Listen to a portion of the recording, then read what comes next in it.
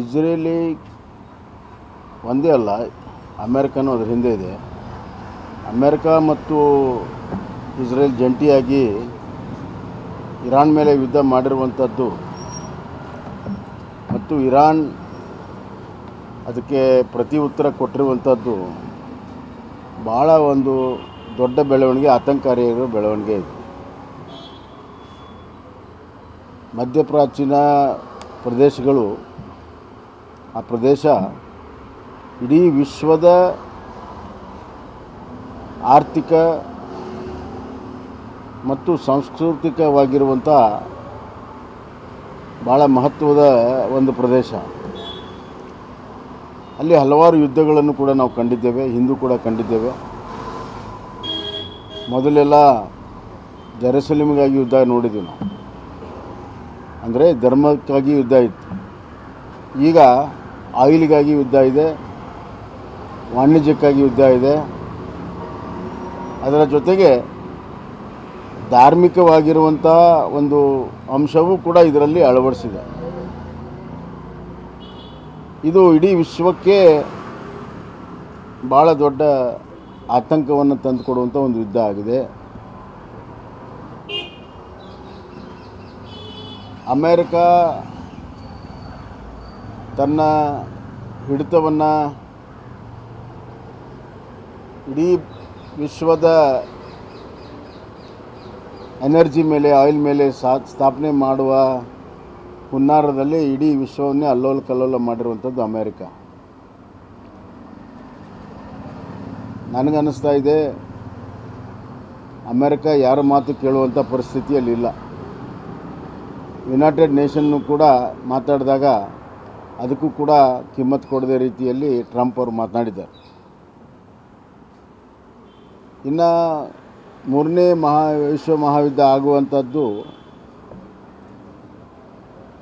China ಮತ್ತು Russia ಇದುವರೆಗೂ ನೇರವಾಗಿ ಎಂಟ್ರಿ ಆಗಿಲ್ಲ, ಕಾದು ನೋಡುವ ತಂತ್ರವನ್ನು ಅಳವಡಿಸ್ತಾ ಇದ್ದಾರೆ. ಅವರು ಕೂಡ ಇನ್ನು ಪ್ರಾಕ್ಸಿ ವಾರಲ್ಲಿ ತೊಡಗಿದರೆ ಅದು ದೊಡ್ಡ ಪ್ರಮಾಣದ ಮೂರನೇ ಮಹಾಯುದ್ಧ ಆಗುವ ಸಂದರ್ಭ ಇದೆ. ಭಾಳಷ್ಟು ಜೀವಹಾನಿ, ಆರ್ಥಿಕ ಹಾನಿ, ವಿಶ್ವಕ್ಕೆ ತುಂಬಲಾರದ ಹಾನಿ ಹಾಕಿಂತ ಮುಂಚೆ ಇಡೀ ವಿಶ್ವದ ಎಲ್ಲ ನಾಯಕರು ಇದರ ಬಗ್ಗೆ ಚಿಂತನೆಯನ್ನು ಮಾಡಬೇಕು.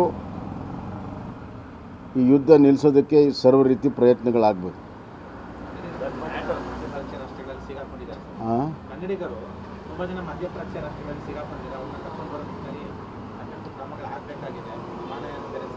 ಈಗ ಹಿಂದೆ ಈ ಇರಾಕ್ ಸಿರಿಯಾ ವಾರ್ ಇರಲಿ, ಇನ್ನೊಂದು ವಾರಲ್ಲಿ ನರೇಂದ್ರ ಮೋದಿಯವರ ಸರ್ಕಾರ ಯಶಸ್ವಿಯಾಗಿ, ಈ ರಷ್ಯಾ ಯುಕ್ರೇನ್ ವಾರ್ ಇರ್ಬೋದು, ಅಲ್ಲಿ ಯಶಸ್ವಿಯಾಗಿ ಭಾರತೀಯರನ್ನ, ಕನ್ನಡಿಗರನ್ನ ತಂದಿರುವಂಥದ್ದು ನಾವು ನೋಡ್ತೇವೆ. ಅದೇ ಪ್ರಕ್ರಿಯೆ ಇಲ್ಲಿನೂ ಕೂಡ ಪ್ರಾರಂಭ ಆಗಬೇಕು. ಸರಿಯಾದ ಸಮಯಕ್ಕಾಗಿ ಕಾಯ್ತಾ ಇದ್ದಾರೆ. ಒಂದು ಸ್ವಲ್ಪ ಶಾಂತಿಯಲ್ಲಿ ನೆಲೆಸಿದರೆ, ವಿಮಾನಗಳ ಹಾರಾಟ ಪ್ರಾರಂಭ ಆದರೆ ಖಂಡಿತವಾಗಿಯೂ ಆ ಕೆಲಸ, ಆ ಪ್ರಕ್ರಿಯೆ ಪ್ರಾರಂಭ ಆಗುತ್ತೆ.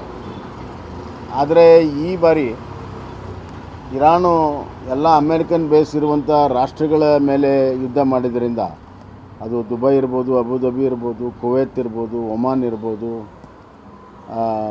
ಸೌದಿ ಅರೇಬಿಯಾ ಇರ್ಬೋದು, ಒಂದೇ ಸತಿಗೆ ಇದೆಲ್ಲವನ್ನು ಯುದ್ಧ ಮಾಡಿದ್ರಿಂದ ಇಲ್ಲಿ ಎಲ್ಲ ದೇಶದಲ್ಲೂ ಭಾರತೀಯರಿದ್ದಾರೆ, ಕನ್ನಡಿಗರಿದ್ದಾರೆ, ಕೂಲಿ ಕೆಲಸಕ್ಕೆ ಮಾಡೋ ಕಾರ್ಮಿಕರಿಂದ ಹಿಡಿದು ಉದ್ಯೋಗಪತಿಗಳಿದ್ದಾರೆ, ದೊಡ್ಡ ದೊಡ್ಡ ಉದ್ಯೋಗ ಮಾಡುವಂಥವ್ರು ಭಾರತೀಯರಿದ್ದಾರೆ.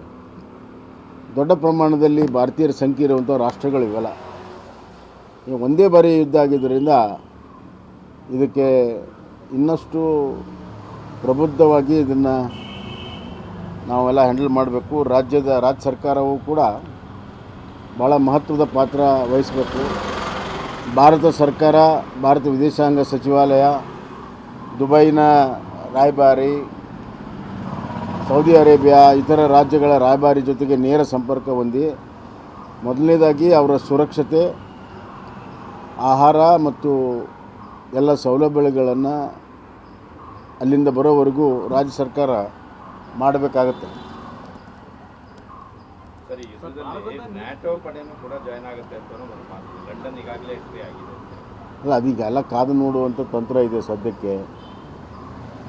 ಈ ಯುದ್ಧ ಮುಂದುವರೆದ್ರೆ ಭಾಳ ದೊಡ್ಡ ಪ್ರಮಾಣದಲ್ಲಿ ಎಲ್ಲ ಆ ಭಾಗದ ಎಲ್ಲ ದೇಶಗಳು ತೊಡಗಿದರೆ ಅದು ಮತ್ತೆ ಚೈನಾ ಮತ್ತು ರಷ್ಯಾ ಎರಡು ಪ್ರಮುಖ ರಾಷ್ಟ್ರಗಳು, ಅವುಗಳ ತೀರ್ಮಾನದ ಮೇಲೆ ಮುಂದಿನ ಸ್ಥಿತಿಗತಿ ನಿಂತಿದೆ. ಭಾರತ ಮೊದಲಿಂದನೂ ಕೂಡ ಈ ರಾಷ್ಟ್ರಗಳ ಎಲ್ಲಿ ದಾಳಿಯಾಗಿದೆ ಆ ರಾಷ್ಟ್ರಗಳ ಜೊತೆಗೆ ಉತ್ತಮವಾದ ಸಂಬಂಧ ಇದೆ. ಹೀಗಾಗಿ ಭಾಳ ದೊಡ್ಡ ಜನಸಂಖ್ಯೆ ಕೂಡ ಅಲ್ಲಿದೆ ಮತ್ತು ಭಾರತ ತನ್ನ ಆಯಿಲು ಮತ್ತು ಇತರ ರಿಸೋರ್ಸ್ಗೂ ಕೂಡ ಇದರ ಮೇಲೆ ಅವಲಂಬಿತವಾಗಿತ್ತು. ಹೀಗಾಗಿ ಭಾರತದ ಮೇಲೂ ಕೂಡ ಇದು ಪರಿಣಾಮ ಆಗ್ತದೆ. ನಾನು ನಿಮ್ಗೆ ನೆನಪು ಮಾಡಿಕೊಡ್ತೀನಿ, ಸದಾಮ್ ಹುಸೇನ್ ಇರಾಕ್ ಮೇಲೆ ಅಮೇರಿಕ ಯುದ್ಧ ಮಾಡಿದಾಗ ಆಯಿಲ್ ಸಮಸ್ಯೆಯಾಗಿ ಇಲ್ಲಿ ಪೆಟ್ರೋಲ್ ಬಂಕ್ ಹತ್ರ ದೊಡ್ಡ ದೊಡ್ಡ ಕ್ಯೂಗಳಿತ್ತು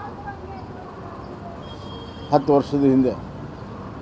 ಅದೇ ಸ್ಥಿತಿ ಬರುವಂಥ ಆತಂಕ ಇದೆ. ಕೇಂದ್ರದ ಗೃಹ ಇಲಾಖೆ ರಾಜ್ಯಗಳಿಗೆ ಪತ್ರ ಬರೆದಿದೆ 28ನೇ ತಾರೀಕು. ಖಮೇನಿ ಬೆಂಬಲಿಗರು ಮತ್ತು ಇರಾನ್ ಬೆಂಬಲಿಗರು ಪ್ರಚೋದನಾತ್ಮಕ ಧರ್ಮೋಪದೇಶ ಮಾಡೋದು ಯಾರೇ ಬಗ್ಗೆ ಹಚ್ಚಬೇಕು, ಯಾಕಂದರೆ ಸಂಭಾವ್ಯ ಹಿಂಸಾತ್ಮಕ ಚಟುವಟಿಕೆ ಭಾರತದಲ್ಲೂ ಆಗಬಹುದು ಅನ್ನುವಂಥ ಆತಂಕ ವ್ಯಕ್ತಪಡಿಸಿದೆ. ರಾಜ್ಯಗಳಿಗೆ ಪತ್ರ ಬರೆದಿದೆ. ಈಗ ಒಂದು ರೀತಿಯಲ್ಲಿ ನೋಡಿದ್ರೆ ಬೇರೆ ಪಾಕಿಸ್ತಾನ ಇರ್ಬೋದು ಮತ್ತು ಬೇರೆ ಬೇರೆ ದೇಶಗಳಲ್ಲಿ ಅಲ್ಲಾಗಿರುವ ಹಿಂಸೆ ನೋಡಿದಾಗ ಭಾರತದಲ್ಲಿ ಅಂಥದಕ್ಕೆ ಯಾವುದಕ್ಕೂ ಕೂಡ ಅವಕಾಶ ಆಗಿಲ್ಲ. ಪ್ರತಿಭಟನೆ ಆಗಿದೆ, ಆದರೆ ಯಾವುದೇ ರೀತಿಯ ಹಿಂಸಾತ್ಮಕ ಚಟುವಟಿಕೆ ಆಗಲಿಲ್ಲ ಅಂಥದ್ದು ಒಂದು ಒಳ್ಳೆಯ ಬೆಳವಣಿಗೆ ಅಲ್ಲ. ಇವೆಲ್ಲ ಕ್ರಮಗಳಿಂದ ಯಾವುದೂ ಹಿಂಸೆ ಆಗಿಲ್ಲ. ಇಲ್ಲಿದ್ದರೆ ಪಾಕಿಸ್ತಾನದಲ್ಲಿ ಗೋಲಿಬಾರ್ ಆಗಿದೆ, US ಕೌನ್ಸುಲೇಟ್ ಮೇಲೆ ಅಟ್ಯಾಕ್ ಆಗಿದೆ, ದುಬೈದಲ್ಲಾಗಿದೆ, ಎಲ್ಲ ಕಡೆ ಪ್ರತಿಭಟನೆ ಆಗಿದೆ.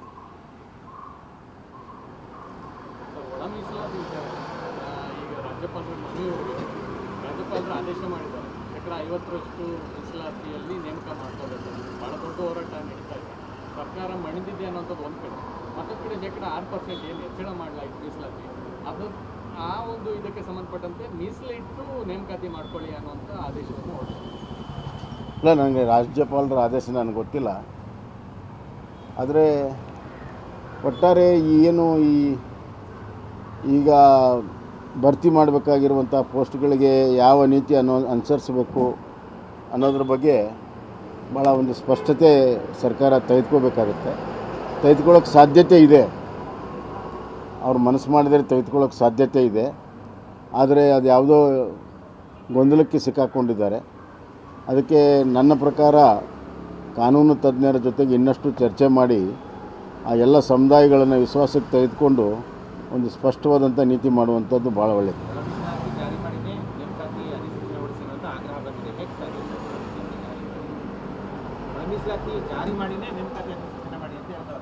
ಅಲ್ಲ, ಈಗ ಅಲ್ಲಿ ಯಾಕಂದರೆ ರಾಜ್ಯ ಸರ್ಕಾರ ಒಳ ಮೀಸಲಾತಿ ಕಾನೂನು ಮಾಡಿದೆ, ಅಸೆಂಬ್ಲಿಯಲ್ಲಿ ಕಾನೂನು ಮಾಡಿ ರಾಜ್ಯಪಾಲರಿಗೆ ಹೋಗಿ ರಾಜ್ಯಪಾಲರು ಕೂಡ ಈಗ ಒಪ್ಪಿಗೆ ಕೊಟ್ಟಿದ್ದಾರೆ. ಅದಕ್ಕಾಗಿ ಸಹಜವಾಗಿ ಆ ಸಮಾಜದವರೆಲ್ಲ ಒಳ ಮೀಸಲಾತಿ ಕೊಡಿ ಅಂತ.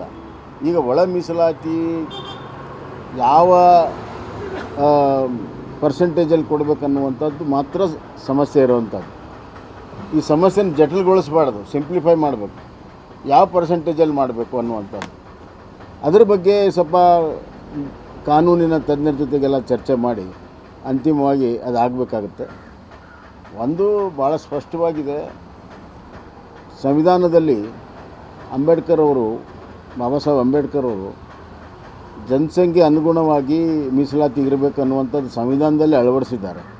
ಆ ಅಂಶವು ಅದೇ ಬೇಸಿಸ್ ಮುಖ್ಯದ್ದು ಎಲ್ಲದಕ್ಕೂ. ಅದನ್ನು ಕೂಡ ಗಮನಿಸಿ ಕಾನೂನು ತಜ್ಞರ ಜೊತೆಗೆ ಚರ್ಚೆ ಮಾಡಿ ಸಂಬಂಧಪಟ್ಟಂಥ ಏನು ಒಳ ಮೀಸಲಾತಿಯ ವಿಚಾರದಲ್ಲಿ ಸಂಬಂಧಪಟ್ಟಂಥ ಸಮುದಾಯಗಳು ಈಗಾಗಲೇ ನಮ್ಮ